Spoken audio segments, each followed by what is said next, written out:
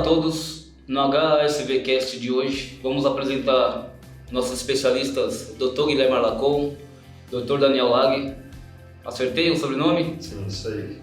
E eles vão falar um pouquinho da especialidade, da importância da ortopedia, tanto no pronto atendimento, tanto no ambulatório de especialidades e no acompanhamento técnico também, né? Das fraturas, tratamentos conservadores e prevenções de acidentes também, né?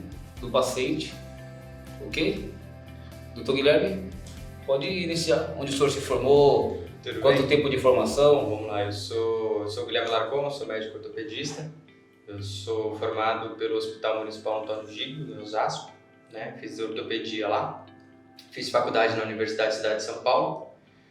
Depois que eu acabei 3 anos de ortopedia, eu fiz 1 ano de especialização em cirurgia do ombro e do cotovelo no Hospital IFOR, lá no ABC. Fiz pós-graduação em Medicina do Exercício do Esporte pelo Instituto Vita. Hoje faço parte aqui do grupo do ombro do Hospital Santa Virgínia, atendo no pronto-socorro e também atendo no ambulatório aqui do hospital. Doutor Daniel, com você agora, amigão. Minha formação é meio que parecida com a dele. Também fiz faculdade na Universidade da Cidade de São Paulo. Fiz residência médica em ortopedia e traumatologia no Hospital Municipal Antônio Giglio. Fui R+ dele. E depois eu fiz 1 ano de cirurgia do pé e tornozelo, né, no Hospital do Mandaqui, e fiz também trauma ortopédico, tá? Hoje atuo aqui no Centro Médico do Hospital Santa Virgínia como especialista de pé e tornozelo, e é isso, formação, né? Sou preceptor também da residência lá do Hospital Municipal Antônio Giglio, atuo com os residentes lá, a parte acadêmica, e é isso. E agora eu, né? Em 2006 eu entrei num colégio, instituição confessionária evangélica, né? Fiz um curso de técnico de imobilizações em 2006. Em 2007 eu tive a oportunidade de prestar uma bolsa na Santa Casa, onde eu fiz a especialização das imobilizações. E desde 2009 estou aqui atuando sobre o mandado aí dos ortopedistas aí, aqui na HSV. Ok? Quero que vocês falem a importância da ortopedia na área da medicina, porque para quem não sabe, né, eles acham que o ortopedista ele cuida de todas as coisas relacionadas a diversas dores do corpo. E não é assim que funciona, né? Que basicamente são 6 anos de medicina, né? 3 de residência ortopédica, aí depois o ortopedista ele escolhe qual especialidade do corpo ele quer. Exatamente. Isso. Aí fala mais. Acho que a importância da ortopedia, a gente cuida todo o sistema locomotor, né? Lesões musculoesqueléticas de forma geral, né? Então, tanto traumáticas como não traumáticas, né? A gente tem as lesões traumáticas, que são as lesões que aparecem mais as queixas maiores dos pronto-socorros, mas temos as lesões não traumáticas, deformidades. Então, acho que parte do sistema musculoesquelética e locomotor de forma geral, né? Essa é a parte da ortopedia na medicina. Acho que é basicamente isso, né? No sistema locomotor. Né? É importante também a gente falar que não necessariamente só porque é osso é do ortopedista. O ortopedista ele não cuida de costela, por exemplo. Então, fratura de costela não é com ortopedista. E uma fratura da face também não é com ortopedista. Então, uma fratura de mandíbula, de maxila, enfim, uma fratura de crânio. Nariz. Não é nariz, não é com ortopedista. Então, não é porque é osso que vai ser do ortopedista. É outra área da medicina já. É outra área, né? E assim, a ortopedia ela é uma ciência à parte, né? Tanto que muita fisiologia envolvida, né? O músculo é uma ciência à parte também, o metabolismo é incrível, enfim. Então, é uma ciência à parte do convencional, né? Mas é bem interessante, a ortopedia é bem legal. Eu vou pedir para vocês uma dica bem importante, que hoje o público, né, em geral está voltado muito ao esporte, né? O que podemos fazer para preservar melhor essas estruturas nossas no decorrer da vida, né? Porque todos nós vamos envelhecer, ou vamos ter mais peso e menos força para carregar, ou vamos ter menos peso por conta da degeneração muscular, mas vamos ter menos força para carregar esse peso também. Qual que é a importância, os cuidados para manter essa estrutura saudável no decorrer da vida? Olha, eu acho que o principal, quando a gente pensa em saúde no geral, hoje em dia, a gente tem que considerar a atividade física, né? Então, por vários e vários motivos, mas pensando em manter massa muscular, o exercício físico é a melhor opção que a gente tem, né? Isso é um fato. Então, para a gente poder envelhecer bem, com independência, né? Poder levantar e sentar sozinho, pegar um prato lá no armário, quando for mais idoso, etc., precisa ter músculo. E para ter músculo, a gente constrói dentro da academia, do exercício resistido. Existem várias formas, né? E várias maneiras de praticar exercício físico, todas são válidas e todas se somam, né? Mas é importante a gente ter um hábito de fazer academia mesmo, puxar peso. Isso é o que mais, né, mantém a massa muscular, porque em algum momento da vida a gente vai perder músculo, né? Tanto o homem quanto a mulher vai chegar a uma determinada idade, a relação hormonal, a fisiologia, ela vai mudando, e vai mudando, você vai perdendo músculo, vai ficando mais frágil, né? Então, para a gente tentar evitar isso da melhor maneira possível, o exercício físico é a melhor saída. Existem outras alternativas que se associam à atividade física, mas eu acho que, para o geral, o exercício físico é sempre bem-vindo. A força resistida, ela é muito importante para o ganho de massa muscular. E depois de uma certa idade, 35, após os 35, 40 anos, todos nós entramos num estado que chama sarcopenia. A gente perde massa muscular. Isso é normal no decorrer da vida. Então, para o adulto jovem que quer praticar atividade física, você conciliar uma atividade física do tipo corrida, né, ou praticar algum esporte com essa atividade física da força resistida, academia, musculação, é muito importante, né, para a prevenção de lesões. E o paciente mais idoso, mais importante ainda, né, por conta dessa sarcopenia, e quanto mais idoso, pior essa sarcopenia, menos massa muscular o idoso tem, para estar realizando as suas atividades diárias. Então, levantar, andar de forma adequada, realizar a sua higiene pessoal e etc, né? Então, a gente, hoje em dia, o músculo, né, ele sempre foi muito importante, mas cada vez mais a gente tem dado atenção para a parte muscular por conta do que a gente observa, né? Um idoso que pratica atividade física, que faz uma musculação, com 80, 85 anos, ele consegue, não anda mais de bengala, ele anda sem apoio, ele Volta consegue... a ter independência, né? Independência, exatamente. Outra coisa que eu acho que vale a pena a gente comentar também, foge um pouco da área da ortopedia, mas, por exemplo, com atividade física, além de todos esses benefícios que a gente já citou aqui, que o Dani acabou de citar também, a gente consegue, por exemplo, fazer um controle melhor da glicemia do paciente que tem diabetes, por exemplo. Então, a gente ainda acaba ganhando em outros setores com exercício físico. Está falando da atividade física e da musculação, da força resistida, né, no mundo da ortopedia, mas exatamente. Você tem benefício aí em todas diversos. Então, exercício físico é sempre bem-vindo. Na área oncológica, na área cardiológica, na área...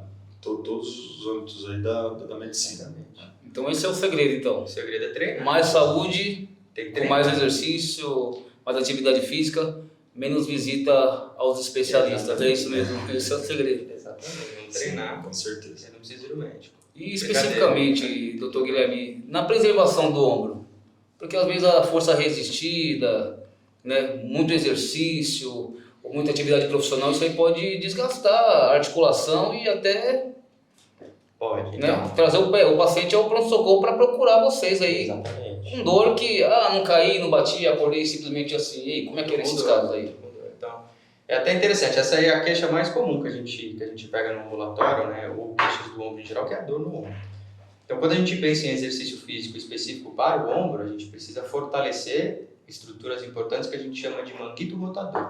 Porque o ombro, ele é muito instável, né? Ele é uma articulação muito instável. Então, eu tenho ali 4 tendõezinhos que fazem a estabilização dele, né? Tem outras coisas também, mas principalmente o manguito rotador. Então, se a gente não faz exercício específico na academia para fortalecer o ombro, né, trabalhar o manguito rotador, a gente vai ficando com o músculo fraco e mais suscetível a machucar com demanda da vida normal, de esticar o braço, de pegar peso, empurrar alguma coisa, etc. E pode acabar machucando esse tendão, né? E aí, enfim, a gente precisa avaliar o paciente, enfim, né, Mas a fisioterapia e o exercício físico é sempre uma boa pedida quando a gente pensa em fortalecimento, até para prevenção de lesão. Então não precisa esperar ter dor no ombro para começar a fortalecer. Já fortalece antes. Então uma coisa que eu sempre falo para os meus pacientes na academia é: você vai lá fazer qualquer treino de membro superior, peito, costas, ombro, bíceps, tríceps, não importa. Você vai começar teu treino fazendo um bom aquecimento, um bom estímulo para o manguito rotador, exercícios específicos. Para a gente aumentar lá o fluxo sanguíneo, dilatar essa articulação, preparar essa articulação para o exercício físico que a gente vai fazer, independente do grupo muscular que seja. Então isso é importantíssimo. E qual é o melhor exame para ver a saúde da articulação aí do ombro? A gente pode fazer vários exames pensando no ombro, né? Posso fazer um ultrassom, né? Mas o melhor dos mundos seria a gente fazer a ressonância magnética, né? Porque é um exame mais completo, com uma qualidade de imagem melhor e que eu vou ter mais informações daquele ombro, né? Tanto do osso, da cartilagem, da morfologia da articulação, da musculatura, do tendão, da qualidade do tendão, né? Se ele tem alguma lesão, algum machucado, como é esse machucado? Está em cima, está embaixo, está no meio, rasgou tudo, não rasgou tudo? Então o melhor exame que a gente pode fazer é a ressonância magnética. E você, doutor Daniel? Com o aumento do peso da população, que nós temos sentido isso no pronto-socorro, né? Eu estou aqui desde 2009, eu vi que até o formato das cadeiras de roda teve que ser ajustado pro novo perfil de paciente que está vindo na instituição, né? Sim. Então, como que fica a articulação do tornozelo, que tem que caminhar para cima e para baixo, nos entorce? Como é que está sendo, doutor Daniel? Em relação à articulação, né, o desgaste da articulação, eu acho que, do modo geral, de todas as articulações do membro inferior, eu dou muito um exemplo para os meus pacientes, que é assim: você tem duas caminhonetes, uma você leva muito peso e a outra você leva pouco peso. Qual vai estragar o amortecedor primeiro? Então, é um exemplo, né, um exemplo de que a articulação, quando você está, né, sobrecarregando ela com excesso de peso, ela tende a ter um desgaste mais precoce, né? Então a artrose é um processo degenerativo que todos nós estamos susceptíveis à artrose, né? Todo mundo vai ter artrose um dia, né? Alguns mais precoce, por conta às vezes de sobrepeso ou eventos traumáticos, e outros não. Então o sobrepeso é sim um fator que desencadeante aí da artrose precoce, né? Sim. E também em relação aos entorses de tornozelo, você vê que o paciente que ele é mais pesado, que ele tem sobrepeso, nós temos lesões mais graves, né? Porque a energia do trauma ali naquela articulação é maior. Então, um paciente que tem um sobrepeso, como ele tem um entorse, então há o risco dele ter uma lesão ligamentar, uma fratura, uma lesão tendínea é muito maior do que um paciente mais leve, né? Um paciente que não tem sobrepeso. E o tratamento, a diagnóstica, a ressonância é o melhor exame também para... Depende, né? A ressonância, ela não... Senão a gente solicitaria tudo, seria a ressonância, né? A ressonância ela tem indicação de ter algumas lesões que a gente acaba pedindo ressonância, outras, o raio-x simples, ele não saiu de moda não, ele é muito útil, né? Então tudo depende do tipo da lesão, né? Então tem lesões que a gente acaba solicitando ressonância, outras tomografia, outras ultrassom, raio-x, tá? E a diferença do paciente mais jovem, mais idoso no tratamento? Quando a gente escolhe o tipo de tratamento, né, a gente não pode ver a lesão como isolada, a gente tem que ver o paciente como um todo, né? Então, a gente tem que ver, por exemplo, quando você decide operar um paciente, você tem que ver se o paciente é um paciente ativo, as comorbidades do paciente, o tipo de trabalho dele, ocupação e tudo mais. A escolha do tratamento leva tudo isso em consideração. A gente não pode ver a lesão isolada, né? Você tem que ver o paciente como um todo. Então, de início, então, né, após uma lesão ou uma contusão, um entorse, o paciente deve procurar um pronto atendimento, é isso, né? Exatamente. Aí depois ele vai ser direcionado, né? Então, assim, o pronto atendimento, ele, pelo nome, ele já diz, vai ser o teu primeiro atendimento, né? Então, Às vezes a gente não consegue resolver toda a queixa do doente no pronto-socorro. Né? Ele precisa ser encaminhado para avaliação do especialista na parte dos ambulatórios. E aí lá no ambulatório vai fazer uma investigação melhor para a gente descobrir o que aconteceu. O pronto atendimento ele é para descartar as lesões graves, de caráter de urgência, ponto. E depois o paciente ele deve fazer um acompanhamento via ambulatorial, né, com um especialista. Basicamente é isso. E a rotina de vocês, como tem sido aqui no hospital? Boa, corrida, né? A gente tem um volume bom do pronto-socorro, né, no atendimento do pronto-socorro, e o ambulatório aqui também tem um bom volume, né, de paciente ambulatorial, né, sempre o ambulatório vendendo bastante paciente. E a dinâmica do pronto-socorro tem mais os casos de trauma que a gente fala, né, que é o paciente um toque de tornozelo, ou cai no chão, bate o punho, bate o ombro, fratura do punho, fratura do ombro, né, às vezes um trauma de moto, enfim, o paciente chega, né, de transporte por ambulância, enfim. E no ambulatório, né, tem também esses casos, né, que a gente trata de maneira conservadora quando não opera alguma fratura, ou, né, acompanha o tratamento, né, depois do tratamento cirúrgico do doente no ambulatório. Mas tem também os casos, por exemplo, de gente que não caiu, não bateu, mas faz 3 meses, 4 meses que eu tenho uma dor que eu não sei por que no cotovelo, uma dor no ombro. E ele chega lá e a gente vai investigar, né, vai conhecer o paciente, ver qual que é a história, o que aconteceu, quais são os hábitos, qual que é o trabalho, enfim, vai pedir algum exame complementar para a gente tentar entender da melhor maneira possível o que está acontecendo ali, para a gente conseguir ajudar a resolver. Não é normal sentir dor, nem no ombro, nem no pé, no tornozelo, nem no joelho, nem em nenhum lugar. Então, assim, se você sentir dor em algum lugar, isso não é normal, precisa investigar. Se for uma dor, assim, tô 3 meses com dor, então o melhor caso então é o paciente procurar o ambulatório, né? Só dor de amor que a gente não resolve. Então o pronto-socorro é basicamente caiu agora, bateu agora, Aí vem no pronto-socorro. é necessário fazer ali o exame básico com raio-x, Se tem uma história de pancada, né, de um torce, um trauma, caiu alguma coisa no meu pé, por exemplo, enfim, a gente precisa afastar uma fratura, né, que seria uma urgência ali que talvez precise operar. Então é isso que a gente precisa ver. Fez a radiografia ali, avaliou, não tem nada de urgência, maravilha, vamos fazer uma boa analgesia, vamos dar conforto para o paciente e ele segue com o especialista no ambulatório. E um mito da ortopedia que eu ouço bastante também, até comentarista de esportivo. Só foi uma luxaçãozinha só. O que vocês... Luxação, pessoal, ele é um termo mal utilizado, exatamente. pela população, né? Só luxou. Popularmente falando. Então, quando a gente tem um trauma, né, a luxação da ortopedia é quando você tem uma incongruência articular. Isso aí, uma incongruência articular. Quando a articulação, ela por um evento traumático, ela sai do lugar. Né? Isso é o termo correto de luxação. Saiu da articulação, é isso? A articulação desmontou. Se for falar incongruência, nós vamos ter que pegar um dicionário e tem que simplificar para nós. Uma incongruência parcial a gente chama de subluxação. Uma incongruência total, uma luxação.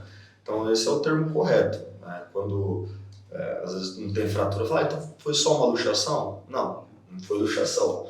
Né? Então às vezes dói por conta do evento traumático, né? A gente tem ao redor do osso ali, da articulação, a gente tem um envelope de partes moles ali que machuca, né? Mas não necessariamente é algo grave ou algo que tenha que fazer algum procedimento, né? É uma inflamação local mesmo, uma resposta do corpo ao trauma. O trauma é o choque, né? O trauma é a pancada. A batida, é a batida, pancada. Isso. Ou um torce de tornozelo, enfim, né? Isso. Alguma coisa que aconteça que não é normal, a gente sabe que não é normal. Então, no cantinho da mesa. Esclarecendo, luxação pode ser grave. Pode ser grave. Na parte ortopédica, é isso. A luxação ela precisa ser reduzida. A luxação propriamente dita, o termo correto da palavra, é uma urgência ortopédica. Tem que reduzir. E o quanto antes. Reduzir é colocar no lugar. Pôr no lugar. Porque às vezes precisa fazer um pouquinho de força, dependendo da onde que é essa luxação, né? Quadril, tem muito músculo, é mais difícil, enfim, mas tem que pôr no lugar. Quanto mais tempo, né, paciente demora para procurar o atendimento médico, mais difícil fica de pôr no lugar. Exato. Então a importância da atividade física até previne luxações também, é isso? Pode ser? Sim. Deixa o músculo forte, né? Forte, né, vai evitar, né, de alguma maneira. É claro que assim, um acidente grave de alta energia, né, Aí não uma tem... colisão moto com caminhão, aí não tem como, né? O músculo também não é. Porque eu vi que o perfil do paciente que é o comum, né, luxar o ombro, né? É. É o paciente mais idoso, né? Mais idoso Também. ou aquele paciente jovem, mais magrinho, né? Que não tem tanta musculatura e sofreu, às vezes, nem um trauma tão intenso no ombro e luxa, né? O sedentarismo ajudou.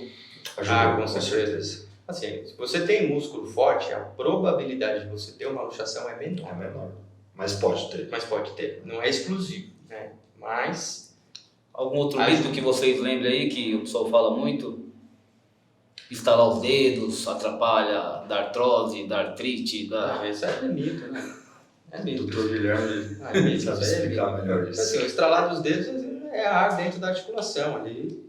Pode estralar o quanto você quiser, que o dedo não vai ter artrose. Não vai ser porque você instalou o dedo que você vai ter artrose. Provavelmente tem outras coisas por trás aí que vão causar uma inflamação crônica da tua articulação que vai causar artrose.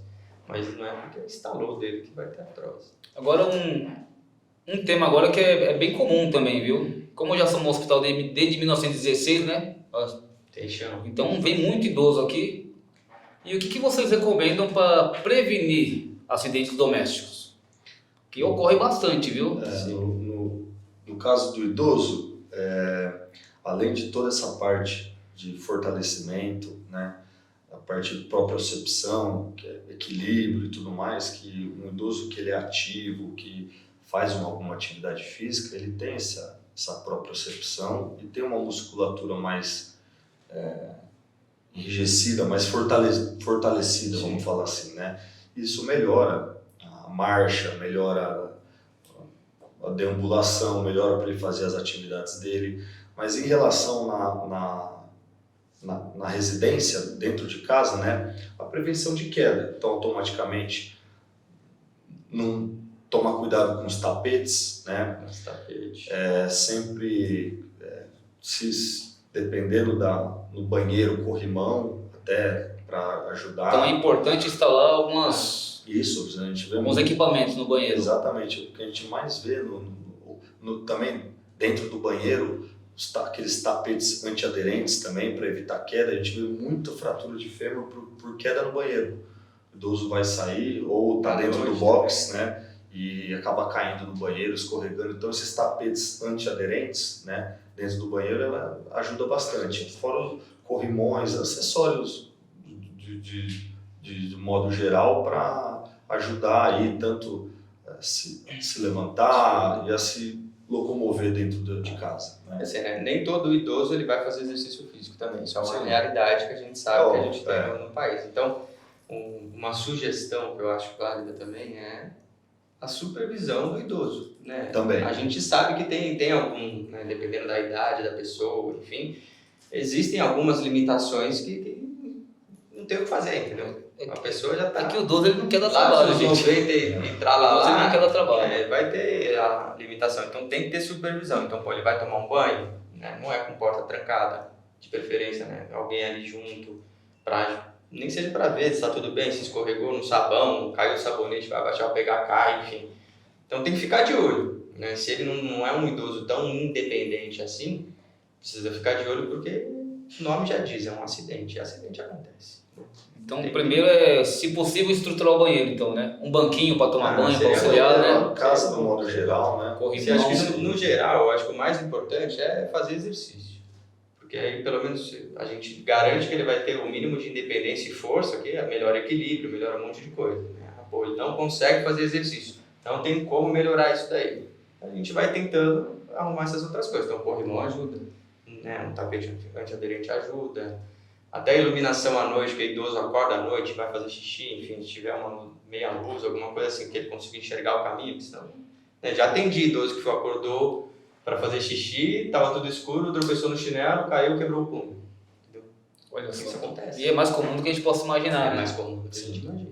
Já tem de caso de idoso escorregar no xixi do pet. Pode ser também. Ou tropeçar no pet, né? Que o cachorro, quando o idoso chega em casa ou tá de pé, o pet fica ali pertinho, tá do lado, tá o tempo inteiro ali sobre a sombra do tutor, né? Tem que ficar de E olho. ocorre bastante acidente. Então, o básico então para prevenção dos acidentes é manter a forma física, fazer exercício, uma caminhada ajuda, né? Ajuda. Tem que se mexer. Qualquer coisa é melhor do que nada. Hoje Alguma em dia a gente já recomendação? sabe que o sedentarismo está matando mais do que muita doença por aí. Então, não fique parado, tem que fazer exercício físico. Importante também lembrar que as mulheres pós-menopausa, devido ao declínio hormonal, Exatamente. né, tende a ter a famosa osteoporose ou osteopenia, né? Que é basicamente vamos falar um termo que uma fraqueza óssea, É né? biológico isso aí? Não é que toda a mulher ela tende a ter a osteoporose, né? A osteopenia. A osteopenia é o início da osteoporose, né? Por conta desse declínio hormonal pós-menopausa, né? Então, a mulher pós-menopausa ela tem que procurar um acompanhamento, hoje em dia, tanto clínico, geriatra, ginecologista, fazer reposição, né? Fazer a dosagem de vitamina D e cálcio e fazer reposição de vitamina D e cálcio, principalmente cidade grande igual São Paulo, que a gente não pega tanto sol, né? Então, a maioria dos pacientes tem um déficit muito grande de vitamina D. Então, principalmente o idoso do sexo feminino, por conta desse declínio hormonal, ficar atento aí em relação à osteoporose. E a osteoporose também é outra coisa que perguntam muito pra gente nos atendimentos, no ambulatório, no consultório, é se a osteoporose dói. A osteoporose não dói. Não dói. Ela é um estado em que o osso ele fica mais frágil. Então, você tem que tomar mais cuidado em relação às quedas. Então, o paciente que tem osteoporose, ele tem ele é mais suscetível a fraturas, Às né? vezes uma pancadinha besta aqui, né? Isso, Nessa exatamente. cenada quebra alguma coisa, quebra um Do dedo, que quebra um paciente sem osteoporose. Então, por isso que a gente vê muito mais fraturas de fêmur, por exemplo, né? Em idosos do sexo feminino, né? Fraturas de punho, fêmur. Voltando aqui aos tratamentos conservadores, né? E dores agudas. A dor na coluna, por exemplo, é devido ao quê? Postura, condição de trabalho, doença ocupacional do paciente? Acho que a melhor resposta é que ela é multifatorial. Exatamente. Pode ter relação com postura? Pode. Posso ter relação com músculo fraco? Pode. Posso ter alguma relação, alguma patologia da coluna? Por exemplo, uma artrose da coluna, o bico de papagaio, o pessoal fala, né, que é um osteófito ali na coluna, alguma compressão de raiz nervosa, uma fratura da coluna. Então, existem vários motivos para a gente sentir dor nas costas, né, vamos falar assim. A gente precisa investigar. Muito amplo, né, a dor na coluna, mas a maioria das dores nas costas, né, as dores na coluna de forma geral, são as dores de caráter muscular. Então, provavelmente, a postura, aí as dores de caráter muscular entra postura, aí entra a fraqueza muscular, entra muito comum, né, o paciente agacha para pegar alguma coisa, então distensão da musculatura também, então tudo isso tem a dor psicogênica também, então o que é? O paciente passou por um estresse ou no próprio dia a dia de São Paulo, né, então estresse, trânsito, aconteceu algum problema familiar, também pode desencadear uma dor na coluna, também entra aí no caráter muscular. Então essas são as dores de caráter muscular, que são as dores que mais chegam no pronto atendimento. Aí depois nós temos as patologias que o Guilherme descreveu, que são as patologias da coluna. Então as artroses, que são alterações degenerativas, nós temos as discopatias, né? As hérnias de disco, protusão discal, tem as deformidades também da coluna, as fraturas que no paciente jovem precisa ter um efeito traumático, no paciente idoso não necessariamente, né? Porque nós temos as fraturas patológicas devido a uma osteoporose muito grave, mas é muito amplo, né? A dor na coluna. Tem que estar investigando aí, passando com um especialista e tratando, né? Até porque assim, a medicina ela não é uma ciência exata. Então, nada é receita de bolo. Então, pode ser? Pode. Pode ser não sei o quê? Pode também. Então tem que investigar. Tem que investigar. Cada paciente tem um, né? O perfil físico, né? É o que o Hábito de vida do Dani paciente. comentou no começo da nossa conversa que a gente precisa ver o paciente inteiro como tudo, né? O que ele faz e as suas peculiaridades, porque isso influencia diretamente na queixa dele, que é o problema. Às vezes o paciente ele quer a resolução muito rápida do problema, só que infelizmente as coisas não é como a gente. Eu queria resolver rápido, a gente né? quer, Mas né? não dá. Eu também O queria. paciente ele chega com a dor agora, de 3 meses atrás, querendo resolver exatamente agorinha. Tem coisas e que. quer trabalhar amanhã já tá pronto para amanhã já. Muitas coisas a gente até consegue solucionar com o nosso conhecimento, mas tem coisas que não são simples de resolver, né? A recomendação é recuperar. Procurar um especialista, né? Isso. Sempre. Na dúvida, vem. Porque eles reclamam, tô com dor no ciático, é o tempo inteiro. Aí quando começa a formigar a perna, que ele vem pro hospital. Né? Fui movimentar hoje, não consegui mexer a perna, não tô sentindo a perna. Eu comentei também no começo, né? Não é normal sentir dor. Se você convive com dor por algum motivo, tem que procurar ajuda. Agora eu vou pro Daniel, que o comum é torce de tornozelo. O cara tá indo pegar o ônibus, escorregou no estacionamento, bateu naquela tartaruga ali do meio da rua. As ruas, né, não ajudam também, né, as calçadas também, né. No entorse, quando usa gelo, quando usa calor, porque tem essa dúvida do povo ainda, né. No entorse, de forma geral, o mais recomendado seria o gelo, né? Porque o entorse ele é um evento traumático, então, consequentemente, você tem uma ação inflamatória muito grande ali local. E o gelo, ele é um vasoconstritor, então ele diminui o líquido no interstício, então diminui o edema, diminui os sintomas inflamatórios ali local. Então, bateu, virou o tornozelo, tem um entorse de joelho, qualquer evento traumático, é recomendado usar o gelo, tá? Por conta dessa ação anti-inflamatória local. Basicamente é isso. Tá. Só uma perguntinha antes de você falar. É verdade que o osso que mais quebra é o dedinho do pé? O dedinho do pé ou não? Olha, acho que a fratura... de cabeça essa estatística. Acho que as fraturas do pé e tornozelo são as mais comuns no pronto atendimento, né? Isso sem sombra de dúvida. E por que é tão comum quebrar o dedinho do pé? Ele é mais frágil mesmo? Não por fragilidade. Eu acho que chuta as coisas, né? Eu acho que mais por conta das contusões, ou o paciente dá uma topada, né, em algum local, né? Acho que mais por conta disso. E dependendo de alguns, do tipo de entorse de tornozelo que você tem, que é um trauma bem comum, né, principalmente nos praticantes aí de atividade física e etc., você tem alguns entorses que você tem fratura de alguns dedos, né? Por exemplo, alguns ossos do pé que chama de metatarso, né? O quinto metatarso é um osso que, para ele quebrar, né, tem outras formas, mas a principal é o entorse de tornozelo. Então, toda vez que o paciente chega com entorse de tornozelo, automaticamente, além de examinar o tornozelo do paciente, ele te examina o pé também, porque ele pode ter alguma fratura da base do quinto metatarso, né? É isso aí. Só complementando, o gelo a gente, né, sempre pede para o paciente fazer no máximo 20 minutos, cronometrados. Tem que cronometrar. Porque se passar de 20 minutos, o gelo vai perder essa característica anti-inflamatória dele. Pode gerar lesão celular por conta da temperatura fria. Então, o macete do gelo compressa de gelo 20 minutos, pode ir mudando a compressa de lugar, não tem problema, mas encostou na pele, conta 20 minutos. Deu 20 minutos, tira tudo, espera umas 2 horas e aí pode repetir, fazer a compressa de novo, que vai ajudar.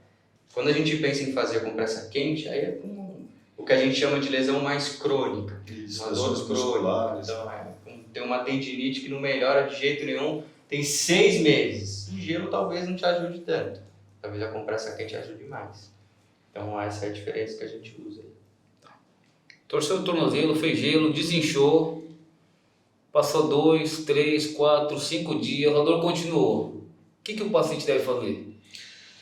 Olha, o entorse de tornozelo ele é bem complexo, né? Então você tem as lesões ósseas, que são as lesões do tipo fratura, são as fraturas do tornozelo, né? E a partir do momento que você descartou a fratura, o paciente ele fez o gelo, imobilizou e ele ainda permanece com dor, é importante investigar as lesões associadas a esse entorse que não são as fraturas, que são as lesões ligamentares e tendíneas, né?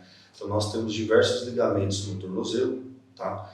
Que eles podem romper, né? E aí o paciente tem que fazer um acompanhamento com um especialista adequado, né?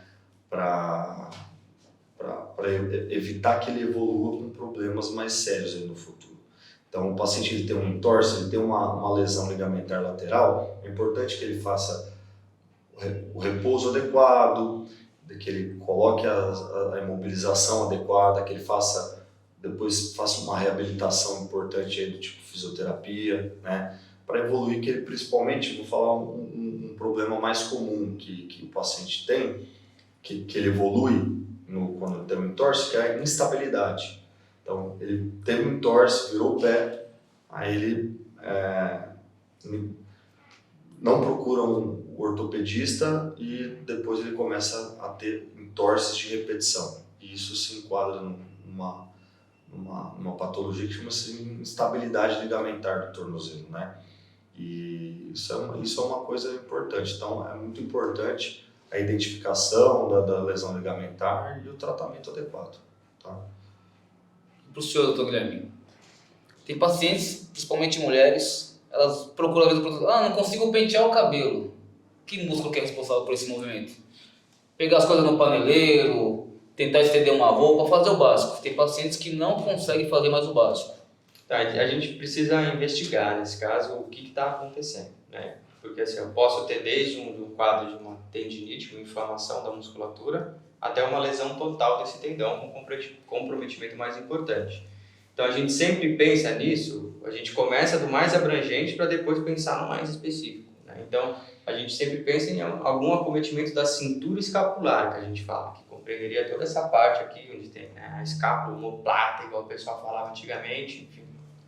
E a gente parte dentro da cintura escapular e depois vai com exame físico, com história, se tiver necessidade com algum exame, a gente vai tentando descobrir, né, o que está acontecendo, né? Se tem um vilão só, né, ou se eu tenho mais de um vilão nessa história. Então, por isso que é importante a gente investigar. E é o que eu, né, sempre falo, não é normal sentir dor. Se você sente dor por algum motivo, uma dor que é recorrente, que não melhora, que sempre volta, precisa passar na avaliação do especialista para a gente poder te ajudar, né? Descobrir o que está acontecendo, né? Porque às vezes, né, é um problema que é mais fácil do que parece de resolver com fisioterapia, tratamento conservador, no fortalecimento. Não necessariamente precisa de uma intervenção cirúrgica, mas tem casos em que a solução é a cirurgia. Então, Para chegar no caso de cirurgia, por exemplo, pensando no ombro, né, no ombro em específico, por exemplo, uma lesão total, né, do tendão, do manguito rotador, por exemplo, do supraespinal, do supra e do infraespinal, que são músculos que fazem a estabilização, eu posso ter, né, essa queixa de não conseguir mais levantar o braço, né, para pentear o cabelo, uma dor importante, e para a gente conseguir, né, colocar esse tendão de volta no lugar, é só costurando ele no osso de novo. Então aí é só com a cirurgia. Nesses casos acaba operando, reabilitando depois, fisioterapia, respeitando as fases da recuperação, né? Vai ficar um período sem mexer, que é importante para cicatrizar aquilo no osso de novo, e depois vai voltar a mexer devagarinho com a fisioterapia. É uma novelinha aí de alguns meses, né? Uns 4 meses, mas o paciente fica bem. Se seguir as orientações, fica bem. Depois de operado, dor? A tendência é que fique 100%, fique zero dor. E aí vai fortalecer a vida normal. Pode ocorrer trauma e não inchar? Pode ocorrer isso, sem inflamar? Tem muitos pacientes que vêm, eu tô mexendo, não tá fraturado. Aí quando você pede um raio-x só pra, o exame inicial, né, no pronto atendimento, vou pedir um raio-x, mas... Pode, né? Eu acho que... Olha, pode, mas eu particularmente nunca vi. Porque uma fratura, o osso para quebrar, você tem que ter um trauma importante. Né? E o fato quando você tem uma fratura, você tem um sangramento interno, né? Então, quanto maior o osso, mais ele sangra, né? Então é difícil você ter uma fratura sem você não ter um inchaço local, um edema ali local. Mas é aquilo, né? A medicina não é uma ciência exata. Então, pode acontecer? Pode acontecer, mas não é o comum, né? O comum. principalmente o pessoal mais antigo, eles questionam muito assim, por que antes eu ia no ortopedista e ele resolve tudo? Hoje em dia, se eu estou com um problema no ombro, eu tenho que ir no especialista de ombro, porque é o seguinte, a ortopedia nos últimos anos, ela evoluiu muito, tá? Então, tem diversas doenças que hoje nós temos conhecimento que há 10 anos atrás não tínhamos, né? Exatamente. E as técnicas cirúrgicas também avançaram demais. Então, hoje em dia, né, o ortopedista que atende todas as áreas da ortopedia, ele ficou um pouco defasado, né? Por conta de ter avançado muito a ortopedia. Então, principalmente nos grandes centros, né? São Paulo, cidades grandes. Então, quando você tem algum problema, você acaba passando com um especialista, porque ele que é igual o Guilherme, ombro e cotovelo, ele ficou um ano, depois que acabou a residência de ortopedia, ele ficou um ano vendo só ombro e cotovelo. Eu fiquei um ano vendo só pé e tornozelo. E a gente acaba atendendo mais a área que a gente se subespecializou. Então, por isso que é muito subdividido a ortopedia. Isso nos últimos anos, né? Por conta do avanço das técnicas, descoberta de diversas doenças novas, né? Basicamente é isso. É isso aí. Materiais, né? Materiais ortopédicos, tudo Bicho de evoluiu. suplementação, né? Que novidade não tinha. Antigamente fazia o diprospan na articulação e queimava a articulação. Não era... Exatamente. Obrigado aí pela participação de vocês aí, de falar um pouquinho do Que agradeço. universo da ortopedia, né? Porque tem pessoas que acham que é normal sentir dor. É porque eu tô velho mesmo, vai doer mesmo. Daqui junta tudo e joga fora. Tem gente que tem esse jargão aí, né? Mas não é bem assim, né? Então dá pra ter um envelhecimento com qualidade, né? Com certeza. E Dá sem pra dor, é envelhecer isso, né? saudável. É possível. Envelhecer não é ruim, faz parte do processo. Existem maneiras e maneiras. Vai da gente escolher qual que a gente quer. Então aquele que gastar um tempo a mais numa Com academia, certeza numa vai caminhada, isso aí vai ter uma vida melhor. Envelhecer com qualidade. Né? Exatamente. Vai ser um idoso independente. Isso que é importante. Só adoro essa palavra aí. Porque o idoso ele não quer dar trabalho para ninguém. Você vê que ele vem no último caso, trazido por uma filha ou por um familiar que foi visitá-lo de fim de semana, mas ele já está uma semana já se arrastando por casa e não fala para ninguém, não conta nada. É isso aí. Isso aí. Obrigado, senhores. Eu que agradeço, obrigado pelo convite. Estou à disposição aí quando quiser fazer mais um. Só chamar. Qualquer problema no ombro, a gente com o Dr. Guilherme, no Qualquer centro problema médico. no pé, doutor Daniel no centro médico. Vocês ouviram, né, gente? Guilherme Alarcon, especialista de ombro e cotovelo, né? Exatamente. E Dr. Daniel Lague, especialista em pé e tornozelo. Excelente. Obrigado, senhores. Obrigado.